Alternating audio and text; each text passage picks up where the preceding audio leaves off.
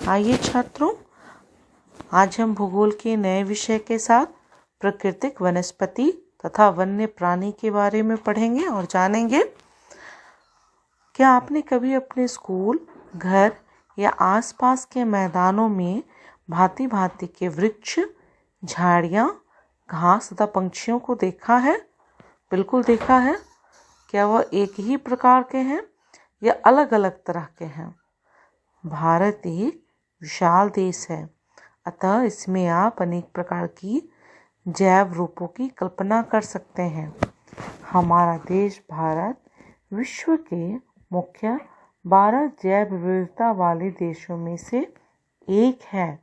लगभग 47,000 विभिन्न जातियों के पौधे पाए जाने के कारण यह देश विश्व में 10वें स्थान पर और एशिया के देशों में 4थे स्थान पर है। भारत में लगभग 15,000 फूलों के पौधे हैं, जो कि विश्व में फूलों के पौधों का 6% है। इस देश में बहुत से बिना फूलों के पौधे हैं, जैसे कि फर्न, शैवाल जिन्हें एल्गी कहा जाता है, तथा कवक फंजाई भी पाए जाते हैं। भारत में लगभग 90,000 जातियों के जानवर तथा विभिन्न प्रकार की मछलियाँ ताजे तथा समुद्री पानी में पाई जाती हैं। अर्थात हमने क्या जाना, यहाँ 47,000 प्रकार के विभिन्न जातियों के पौधे हैं, 15,000 हैं तथा 90,000 जातियों के जानवर हैं भारत में। प्राकृतिक वनस्पति का अर्थ है कि वनस्पति का वह भाग जो कि मनुष्य की सहायता के बिना अपने आप पैदा होता है और लंबे समय तक उस पर मानवीय प्रभाव नहीं पड़ता। अर्थात इसमें मानव का कोई हाथ नहीं होता, ये अपने आप पनपते हैं और लंबे समय तक मानव का कोई प्रभाव इन पर नहीं पड़ता। ठीक है, इसे अक्षत वनस्पति कहते हैं, इसे अक्षत वनस्पति भी कहते हैं। अतः विभिन्न प्रकार की कृषिकृत फसलें, फल और बागान वनस्पति का भाग तो है, परंतु प्राकृतिक वनस्पति नहीं है। ठीक है, मतलब विभिन्न प्रकार की कृषिगत फसलें, फल, बागान ये वनस्पति का भाग तो है, लेकिन ये प्रकृति वनस्पति नहीं है, क्योंकि इन्हें किसने उगाया है? मानवों ने उगाया है, इसलिए प्राकृतिक वनस्पति नहीं है।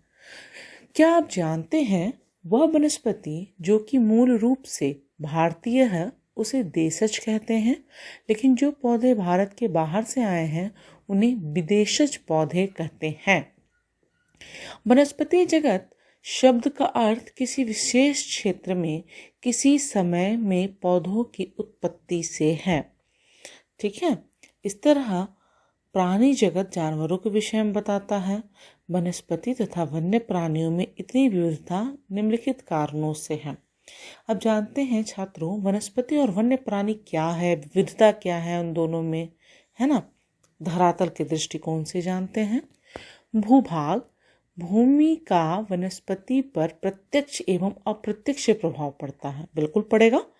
क्या पर्वत, पठार तथा मैदान और शीतोष्ण कटिबंधों में एक ही प्रकार की वनस्पति नहीं हो सकती? बिल्कुल नहीं हो सकती।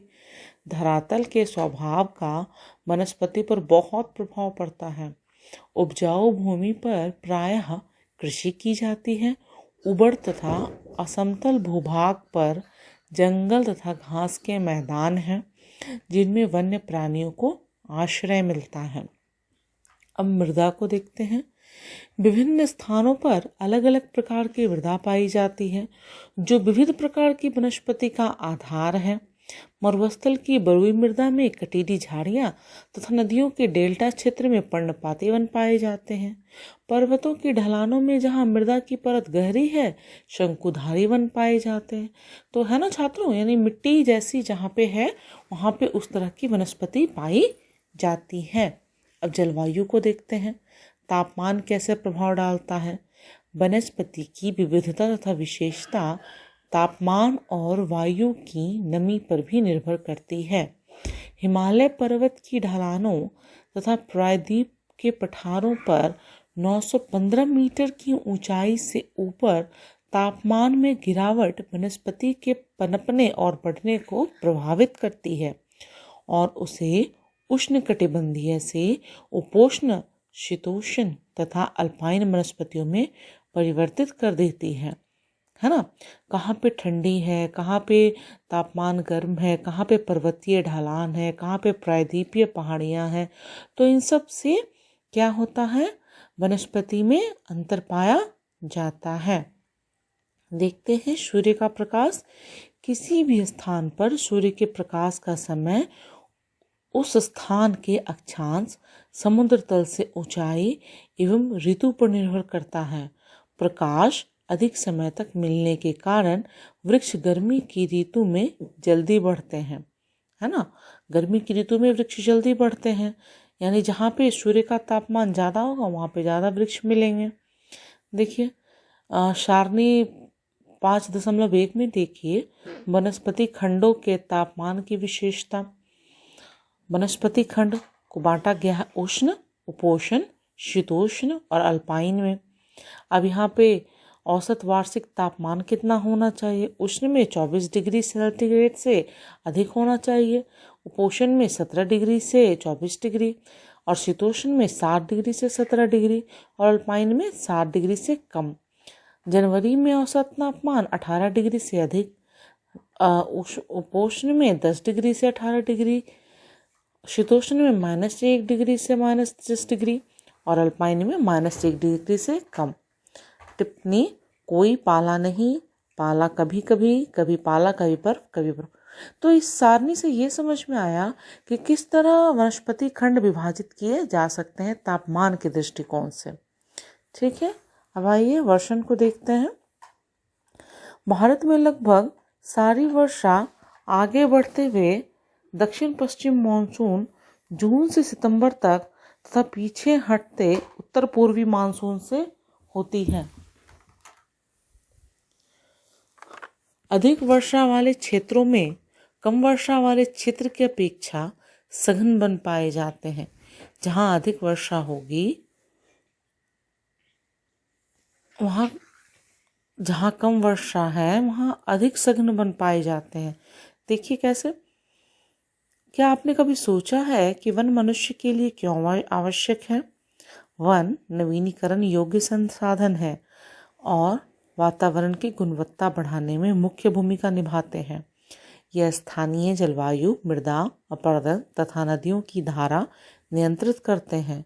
ये बहुत सारे उद्योगों के आधार हैं तथा कई समुदायों को जीविका प्रदान करते हैं। ये मनोरम प्राकृतिक दृश्यों के कारण पर्यटन को आकर्षित करते हैं। ये पवन तथा तापमान को नियंत्रित करते हैं और वर्षा लाने में भी सहायता करते हैं। इससे मृदा को जीवाश्म मिलता है और वन्य प्राणियों को आश्रय, है ना। बिल्कुल, वन हमारे लिए बहुत, है ना, ये वन्य प्राणियों का आश्रय है। मृदा को जीवाश्म मिलता है, हमें ऑक्सीजन मिलता है। पहले तो लकड़ियों से ही आग मिलता था और खाना बनता था। तो वन बहुत तरह से हमारे लिए उपयोगी है। वर्षा वन के कारण ही होती है। तो भारतीय प्रकृति वनस्पति में कई कारणों से बहुत बदलाव आया है, जैसे कि कृषि के लिए अधिक क्षेत्र की मांग, उद्योगों का विकास। बिल्कुल, आज आप देख रहे हैं तो इतना बदलाव आ गया है कि कृषि के लिए जनसंख्या इतनी बढ़ गई है कि हमें अनाज ज़्यादा चाहिए, तो कृषि के लिए मांग बढ़ गई है। उद्योगों का विकास बढ़ गया है। शहरीकरण की परियोजनाएं और पशुओं के लिए चारे की व्यवस्था के कारण वन्य क्षेत्र कम हो रहा है। वनों की इस वजह से कटाई हो रही है और वन्य क्षेत्र कम हो रहा है। सन 2003 में वनों का कुल क्षेत्रफल 68 लाख वर्ग किलोमीटर था। भारत के बहुत से भाग में वन क्षेत्र सही मायने में प्राकृतिक नहीं है। मतलब बहुत से भाग में अगर आप देखें तो प्राकृतिक नहीं है। क्यों नहीं है? कुछ आगम्य क्षेत्रों को छोड़कर, जैसे हिमालय और मध्य भारत में कुछ भाग तथा मरुस्थल जहाँ प्राकृतिक वनस्पति है, शेष भागों में मनुष्य के हस्तक्षेप से प्राकृतिक वनस्पति आंशिक या संपूर्ण रूप से परिवर्तित हो चुकी है या फिर बिल्कुल निम्न कोटि की हो गई है। अब मनुष्य का हस्तक्षेप हमने भी देखा ना कि उद्योग में, कृषि के लिए, शहरीकरण के लिए, पशुओं के चारे के लिए ये क्या करते हैं, प्राकृतिक वनस्पति से छेड़छाड़ करते हैं, जिससे या तो ये बहुत निम्न कोटि की हो गई है या संपूर्ण रूप से परिवर्तित हो चुकी है। India state of forest report 2011 के अनुसार भारत में वनों का कुल क्षेत्रफल भारत के क्षेत्रफल का 21.5% है। वनस्पति के प्रकार, हमारे देश में निम्न प्रकार की वनस्पतियां पाई जाती हैं।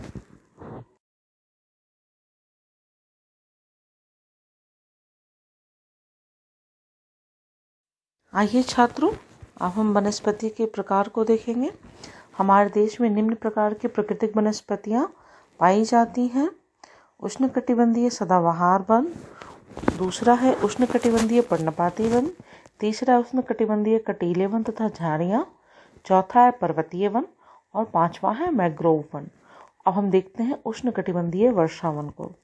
ये वन पश्चिमी घाटों के अधिक वर्षा वाले क्षेत्रों, लक्षद्वीप, अंडमान और निकोबार द्वीप समूह, आसाम के ऊपरी भागों तथा तमिलनाडु के तट तक सीमित हैं। ये उन क्षेत्रों में भली भांति विकसित होते हैं जहां 200 सेंटीमीटर से अधिक वर्षा के साथ एक थोड़े समय के लिए शुष्क ऋतु पाई जाती है। इन वनों के वृक्ष 60 मीटर या इससे अधिक ऊंचाई तक पहुंचते हैं।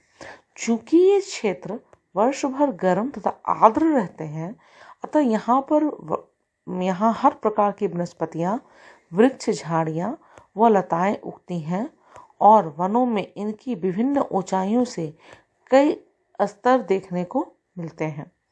वृक्षों में पतझड़ होने पर कोई निश्चित समय नहीं होता, अतः यह वन साल भर हरे भरे रहते हैं।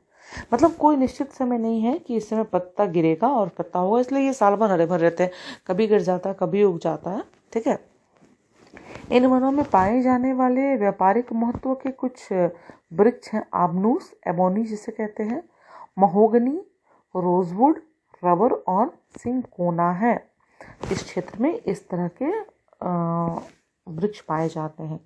इन वनों में सामान्य रूप से पाए जाने वाले जानवर हैं हाथी, बंदर, लैमूर और हिरन हैं। एक सींग वाले गैंडे असम और पश्चिम बंगाल के दलदली क्षेत्र में मिलते हैं।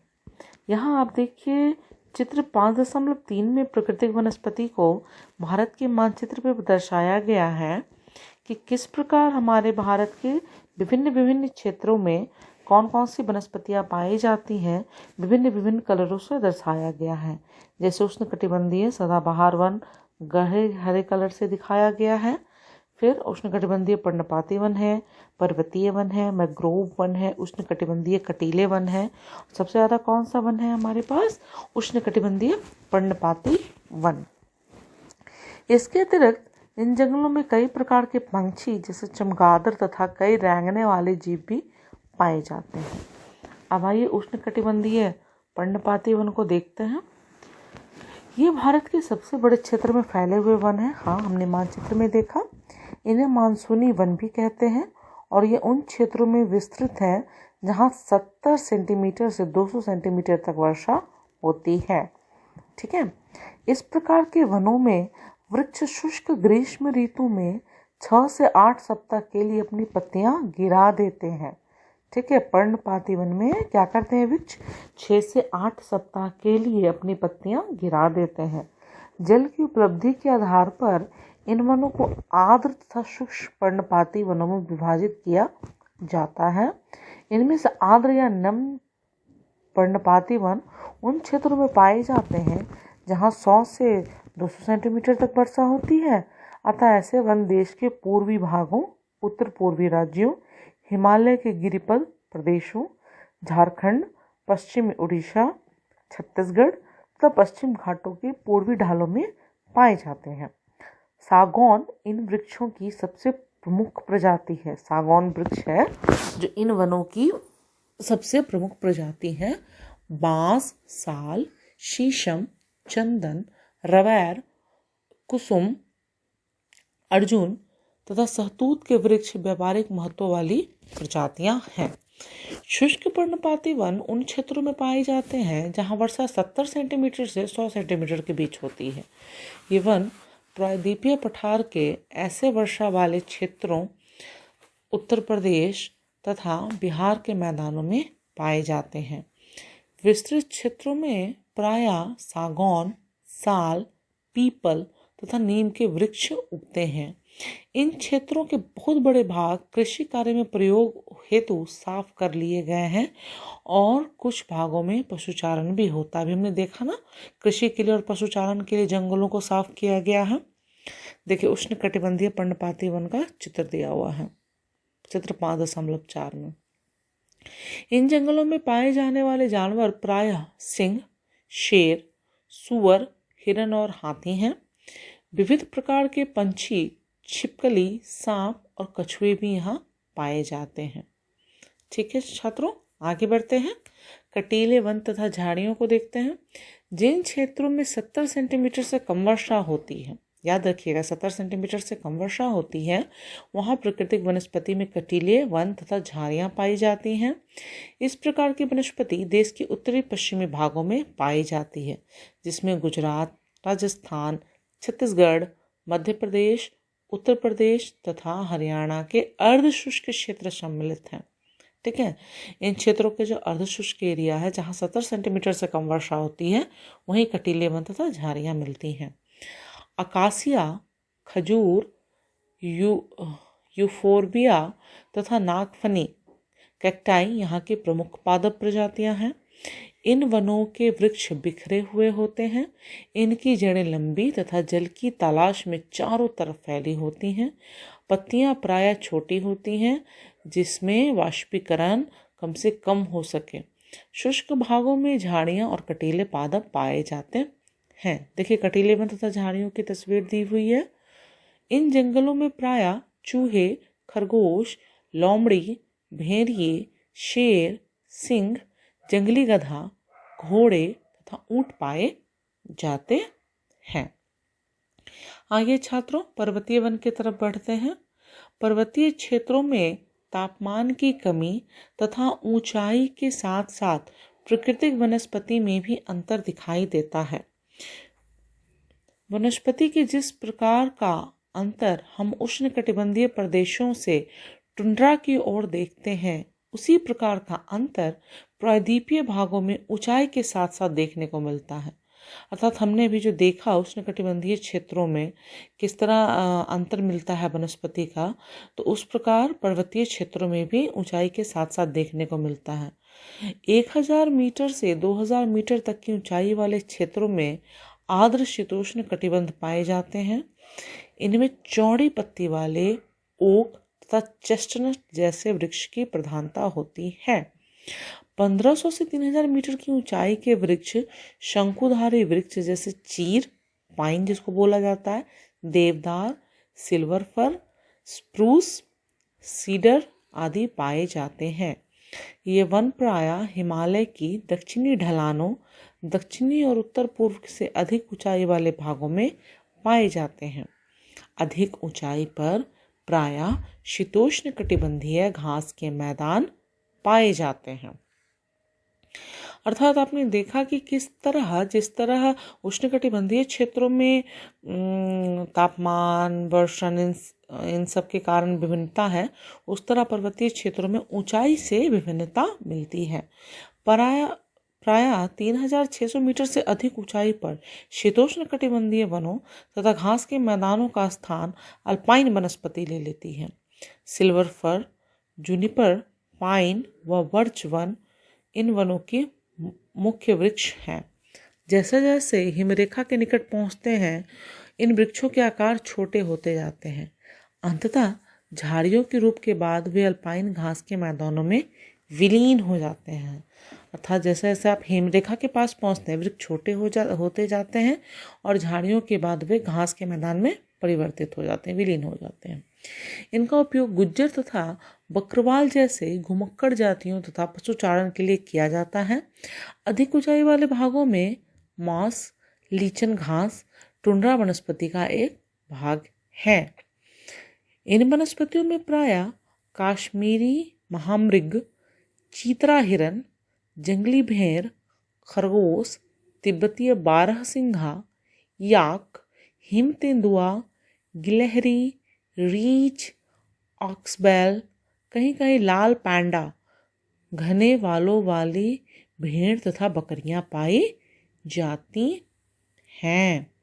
ठीक है, ये तो थे आपके पर्वतीय वन। अब आइए छात्रों मैंग्रोव वन को देखते हैं। यह वनस्पति तटवर्तीय क्षेत्रों में जहाँ ज्वार भाटा आते हैं कि सबसे महत्वपूर्ण वनस्पति है। मिट्टी और बालू इन तटों पर एकत्रित हो जाती हैं। घने मैंग्रोव एक प्रकार की वनस्पति है जिसमें पौधों की जड़ें पानी में डूबी रहती हैं। गंगा, ब्रह्मपुत्र, महानदी, गोदावरी, कृष्णा तथा कावेरी नदियों के डेल्टा भाग में यह वनस्पति मिलती है। गंगा ब्रह्मपुत्र डेल्टा में सुंदरी वृक्ष पाए जाते हैं जिसमें मजबूत लकड़ी प्राप्त होती है। नारियल, ताड़, केवड़ा, वैंगाड़ के वृक्ष भी इन भागों में पाए जाते हैं। इन क्षेत्र का रॉयल बंगाल टाइगर प्रसिद्ध जानवर है। इसके अतिरिक्त कछुए, मगरमच्छ, घड़ियाल एवं कई प्रकार के सांप भी इस जंगल में मिलते हैं।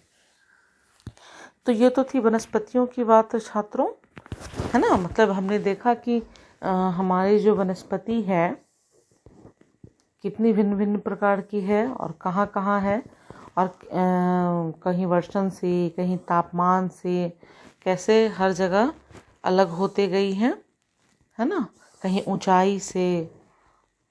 अब आइए हम लोग वन्य प्राणियों की तरफ चलते हैं। ये छात्रों अब वन्य प्राणी के बारे में जानते हैं।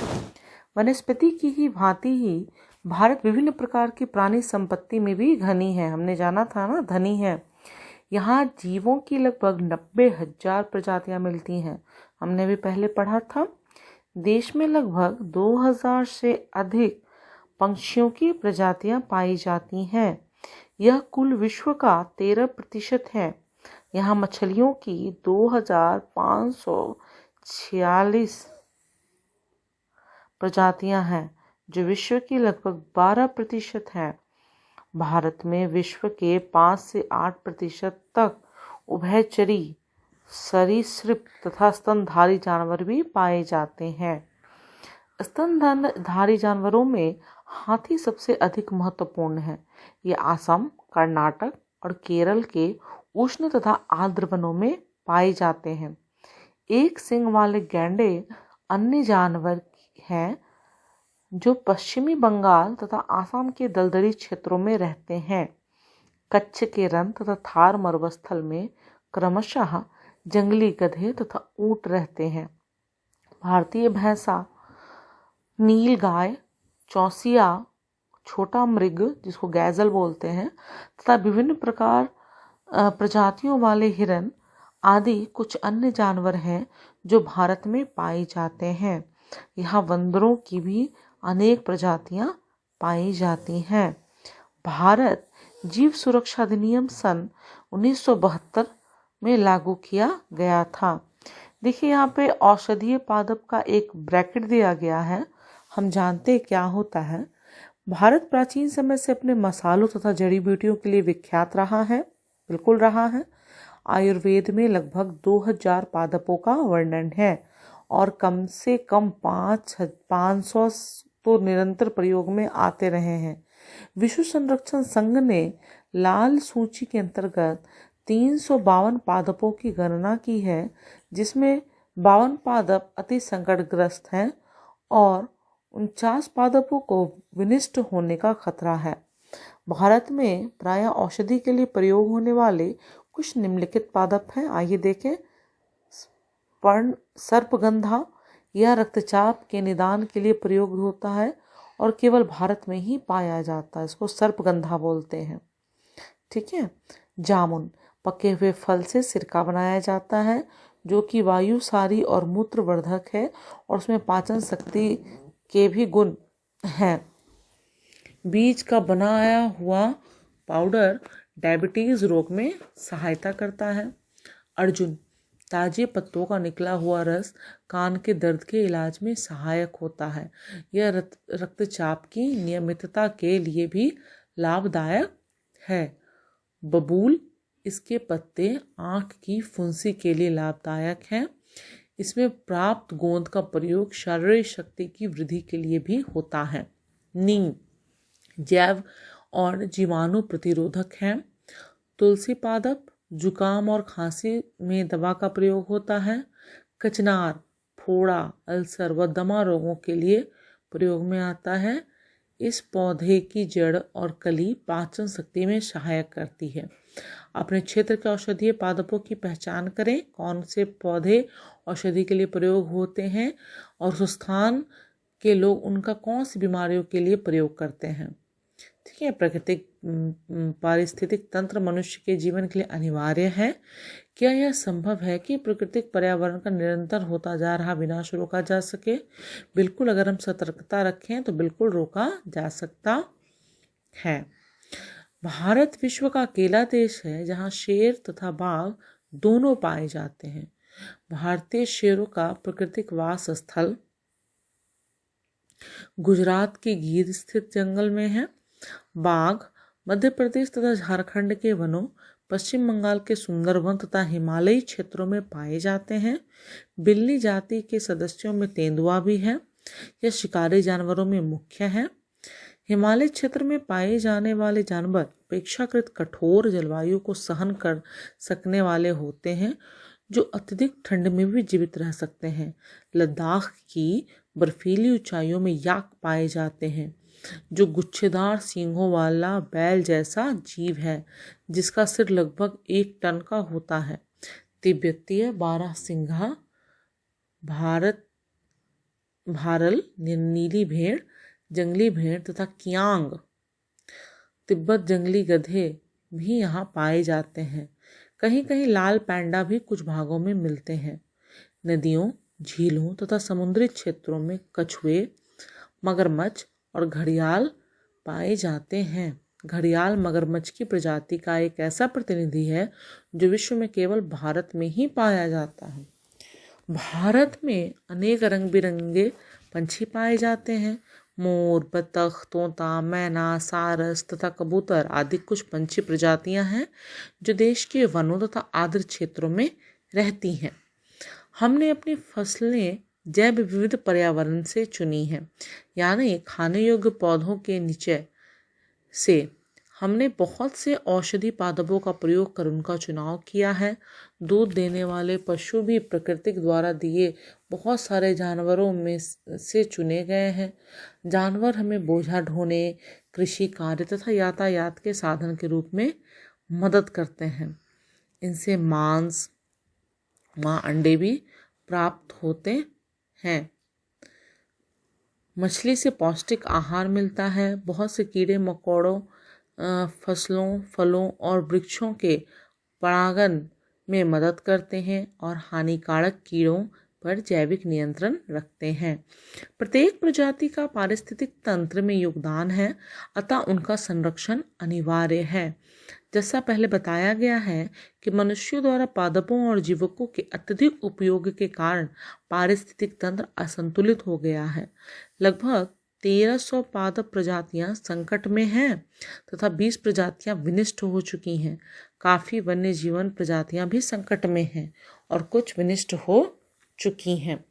देखिए यहाँ मानचित्र वन्य प्राणी नीचे दिखाया गया है। भारत का मानचित्र 5.8 में वन्य प्राणी अभयवन, पंछी अभयवन, नेशनल पार्क है ना।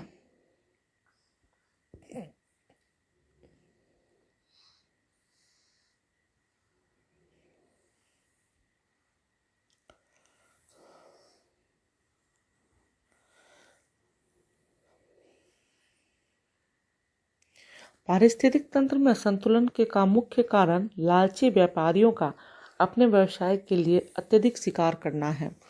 रासायनिक और औद्योगिक अवशिष्ट तथा तेजाबी जमाव के कारण प्रदूषण, विदेशी प्रजातियों का प्रवेश, कृषि तथा निवास के लिए वनों की अंधाधुंध कटाई पारिस्थितिक तंत्र में असंतुलन का कारण है। प्रवासी पक्षी देखिए क्या होते हैं। भारत के कुछ दलदली भाग प्रवासी पक्षियों के लिए प्रसिद्ध हैं। शीत ऋतु में साइबेरियन सारस बहुत संख्या में यहाँ आते हैं। इन पक्षियों का एक मनपसंद स्थान कच्छ का रण है।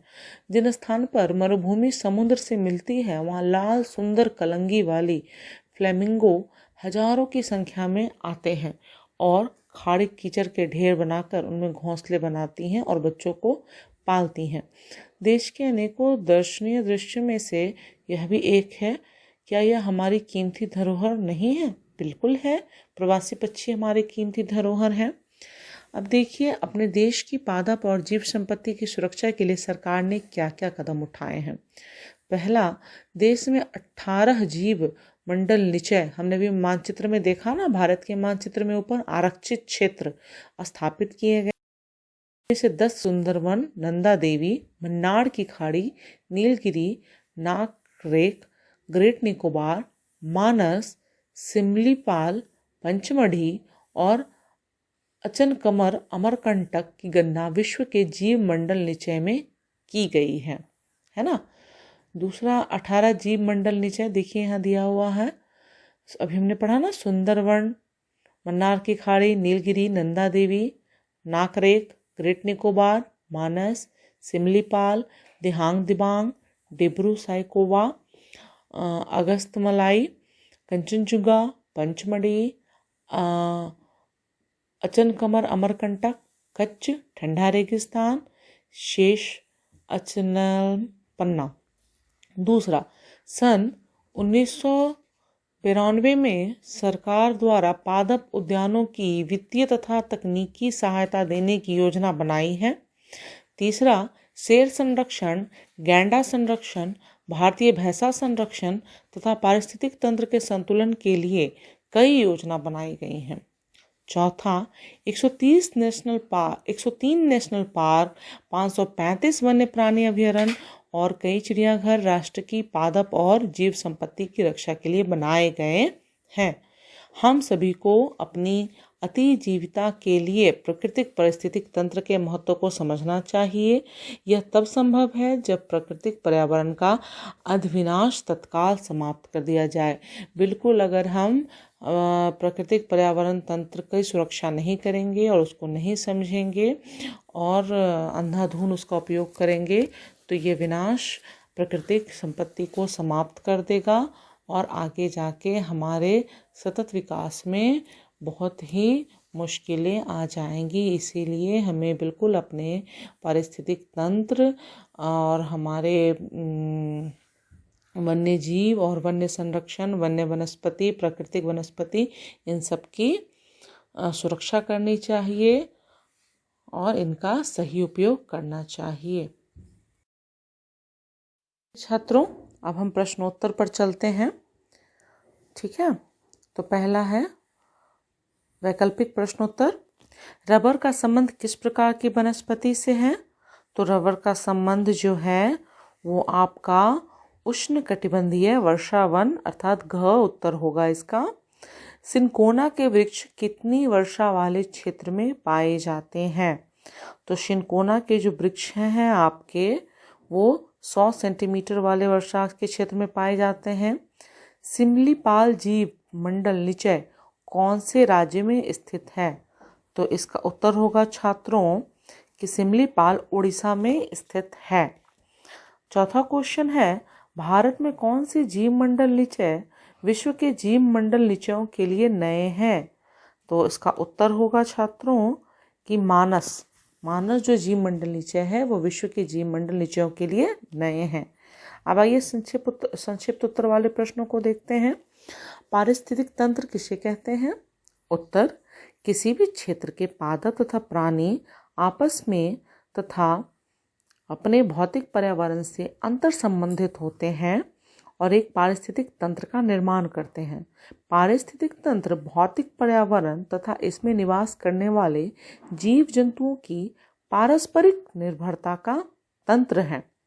मनुष्य भी इस पारिस्थितिक तंत्र का अविच्छिन्न भाग है। यह वनस्पति तथा वन्य जीवों का प्रयोग करता है।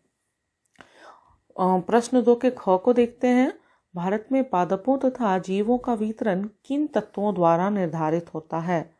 तो उत्तर है, भारत में पादपों तथा जीवों का वितरण निर्धारित करने वाले तत्व हैं उच्चावच, भूमि, मृदा और वातावरण में तापमान, सूर्य का प्रकाश और वर्षण, है ना छात्रों। अब ग पर आते हैं। जीव मंडल निचय से क्या अभिप्राय है? कोई 2 उदाहरण दो। तो उत्तर है इसका, जीव मंडल निचय यानी बायो रिजर्व एक संरक्षित जीव मंडल जिसका संरक्षण इस प्रकार किया जाता है कि न केवल इसकी जैविक विभिन्नता संरक्षित की जाती है अपितु इनके संसाधनों का प्रयोग भी स्थानीय समुदाय के लाभ हेतु टिकाऊ तरीके से किया जाता है। उदाहरण नीलगिरी और सुंदरवन। प्रश्न घ पर आते हैं। कोई 2 वन्य प्राणियों के नाम बताइए जो कि उष्णकटिबंधीय वर्षा और पर्वतीय वनस्पतियों में मिलते हैं। उत्तर, उष्णकटिबंधीय वर्षा वनों में पाए जाने वाले पशुओं में हाथी, बंदर, लैमूर, एक सींग वाले गैंडे और हिरन हैं। पर्वतीय वनों में प्रायः काश्मीरी महामृग, चीतरा हिरन, जंगली भैर, खरगोश, तिब्बतीय बारहसिंघा, याक, हिम तेंदुआ, गिलहरी, रीछ, आइबैक्स, कहीं कहीं लाल पैंडा, घने बालों वाली भेड़ तथा बकरियां पाई जाती हैं, है ना। आइए प्रश्न 3 देखते हैं। निम्नलिखित में अंतर स्पष्ट कीजिए। वनस्पति जगत तथा प्राणी जगत। ठीक है, तो पहले वनस्पति जगत को देखते हैं। पहला, किसी क्षेत्र विशेष अथवा अवधि में भू पर पट्टी पर पाई जाने वाली सभी प्रकार की पौधों की प्रजातियों को वनस्पति कहा जाता है। प्राणी जगत को देखें। किसी क्षेत्र विशेष या अवधि में भू पर पट्टी पर पाई जाने वाली सभी प्राणियों की प्रजातियों को वन्य प्राणी कहा जाता है। वनस्पति में वनस्पति और प्राणियों में प्राणी। दूसरा अंतर है, ये अपना भोजन सूर्य के प्रकाश से बनाते हैं। वनस्पति, बिल्कुल सही बात है। और प्राणी जगत, ये अपना भोजन स्वयं नहीं बना सकते अपितु वनस्पति जगत पर निर्भर होते हैं। ओके। ख पर आते हैं। सदाबहार वर्ण और पर्णपाती वर्ण। तो आइए सदाबहार वर्ण को देखते हैं पहले। ये उन क्षेत्रों में पाए जाते हैं जहां वार्षिक वर्षा 200 सेंटीमीटर से या इससे अधिक होती है। इन वनों में पौधे अपने पत्तों के लिए अलग अलग महीनों में गिराते हैं जिससे ये पूरे वर्ष हरे भरे नजर आते हैं। तीसरा, इन वनों में प्रायः पाए जाने वाले पशुओं में हाथी, बंदर, लैमूर, एक सींग वाले गैंडे और हिरन हैं। इन पशुओं के अतिरिक्त इन वनों में बहुत से पंछी, चमगादड़, बिच्छू एवं घोंघे आदि पाए जाते हैं। ये वन पश्चिमी घाट की ढलानों, लक्षद्वीप, अंडमान निकोबार, असम के ऊपरी भागों, तटीय तमिलनाडु, पश्चिम बंगाल, उड़ीसा एवं भारत के उत्तर पूर्वी राज्यों में पाए जाते हैं। इन वनों में प्रायः पाए जाने वाले वृक्षों में आबनूस, महोगिनी, रोजवुड आदि हैं। अब आइए पर्णपाती वन को देखते हैं। ये उन क्षेत्रों में पाए जाते हैं जहां वार्षिक वर्षा 70 से 200 सेंटीमीटर के बीच होती है। इन वनों में पौधे अपने पत्ते शुष्क गर्मी के मौसम में 6 से 8 सप्ताह के लिए गिरा देते हैं। इन वनों में प्रायः पाए जाने वाले पशुओं में शेर और बाघ है। इन पशुओं के अतिरिक्त इन वनों में बहुत से पंछी, छिपकली, सांप, कछुए आदि पाए जाते हैं। ये वन भारत के पूर्वी भागों, उत्तर पूर्वी राज्यों, हिमालय के पास की पहाड़ियों, झारखंड, पश्चिम, उड़ीसा, छत्तीसगढ़ तथा पूर्वी घाट के पूर्वी ढलानों, मध्य प्रदेश तथा बिहार में पाए जाते हैं। इन वनों में पाए जाने वाले पेड़ों में सागौन, बांस, साल, शीशम, चंदन, खैर, नीम आदि प्रमुख हैं। अब आइए प्रश्न 4 की तरफ चलते हैं। भारत में विभिन्न प्रकार की पाई जाने वाली वनस्पति के नाम बताएं और अधिक ऊंचाई पर पाए जाने वाले वनस्पति का ब्यौरा दीजिए। ठीक है, उत्तर आइए। भारत में पाई जाने वाले विभिन्न प्रकार की वनस्पति का इस प्रकार है। क, उष्णकटिबंधीय वर्षा वन, उष्णकटिबंधीय पर्णपाती वन, उष्णकटिबंधीय कटीले वन तथा झाड़ियाँ, पर्वतीय वन और मैंग्रोव वन। अब आइए उच्च प्रदेशों की वनस्पति को देखते हैं। पर्वतीय क्षेत्रों में तापमान की कमी तथा ऊंचाई के साथ साथ प्राकृतिक वनस्पति में भी अंतर दिखाई देता है। पर वनस्पति में जिस प्रकार का अंतर हम उष्णकटिबंधीय प्रदेशों से टुंड्रा की ओर देखते हैं, उसी प्रकार का अंतर पर्वतीय भागों में ऊंचाई के साथ साथ देखने को मिलता है। 1000 से 2000 मीटर की तक की ऊंचाई वाले क्षेत्रों में शीतोष्ण कटिबंधीय वन पाए जाते हैं, जिसमें चौड़ी पत्ते वाले अनेक तथा ओक तथा चेस्टनट जैसे वृक्ष की प्रधानता होती है ना। 1500 से 3000 मीटर की ऊंचाई के बीच शंकुधारी वृक्ष जैसे चीर, देवदार, सिल्वर फर, स्पूस, सीडर आदि पाए जाते हैं। ये वन प्रायः हिमालय की दक्षिणी ढलानों, दक्षिण और उत्तर पूर्व भारत से अधिक ऊंचाई वाले भागों में पाए जाते हैं। अधिक ऊंचाई में प्रायः शीतोष्ण कटिबंधीय घास के मैदान पाए जाते हैं। प्रायः 3600 मीटर से अधिक ऊंचाई पर शीतोष्ण कटिबंधीय वनों तथा घास के मैदानों का स्थान अल्पाइन वनस्पति ले लेती है। सिल्वर फर, जूनिपर, पाइन व वर्च इन वनों के मुख्य वृक्ष हैं। 5वां प्रश्न, भारत में बहुत संख्या में जीव और पादप प्रजातियां संकटग्रस्त हैं, उदाहरण सहित कारण दीजिए। उत्तर, मनुष्य के लालच के कारण जीवों तथा पादपों को अधिक दोहन हो रहा है। मनुष्य पेड़ों को काटकर तथा पशुओं को मारकर पारिस्थितिक तंत्र में असंतुलन पैदा कर रहा है। इसके कारण बहुत से जीव और पादप प्रजातियां संकटग्रस्त हैं। प्रश्न 6, भारत वनस्पति जगत तथा प्राणी जगत की धरोहर में धनी क्यों है? उत्तर, भारत में पृथ्वी की लगभग सभी भौतिक विशेषताएं मौजूद हैं, जैसे पर्वत, मैदान, मरुस्थल, पठार एवं द्वीप आदि। ये पांचों कारक भारत में वनस्पति जगत एवं प्राणी जगत की वृद्धि एवं विकास के लिए या जैविक विविधता के लिए अनुकूल है। हमारा देश भारत विश्व के मुख्य 12 जैविक विविधता वाले देशों में से एक है। लगभग 47,000 विभिन्न जातियों के पौधे पाए जाने के कारण यह देश विश्व में 10वें स्थान पर और एशिया के देशों में 4थे स्थान पर है। भारत में लगभग 15,000 फूलों के पौधे हैं, जो कि विश्व में फूलों के पौधों का 6% है। इस देश में बहुत से बिना फूलों वाले पौधे जैसे फर्ण, शवाल तथा कवक भी पाए जाते हैं। भारत में लगभग 89,000 जातियों के जानवर तथा ताजे तथा समुद्री पानी की विभिन्न प्रकार की मछलियां पाई जाती हैं। देश में विभिन्न क्षेत्रों में विभिन्न प्रकार की मृदा, आर्द्रता एवं तापमान में अत्यधिक भिन्नता के साथ अलग अलग प्रकार का वातावरण पाया जाता है। पूरे देश में वर्षा का वितरण भी असमान है। वनस्पति जगत एवं प्राणी जगत की विभिन्न प्रजातियों को अलग अलग प्रकार की वातावरण संबंधी परिस्थितियां, विभिन्न प्रकार की मृदा चाहिए होती है। इसलिए भारत वनस्पति जगत तथा प्राणी जगत की धरोहर में धनी है। धन्यवाद।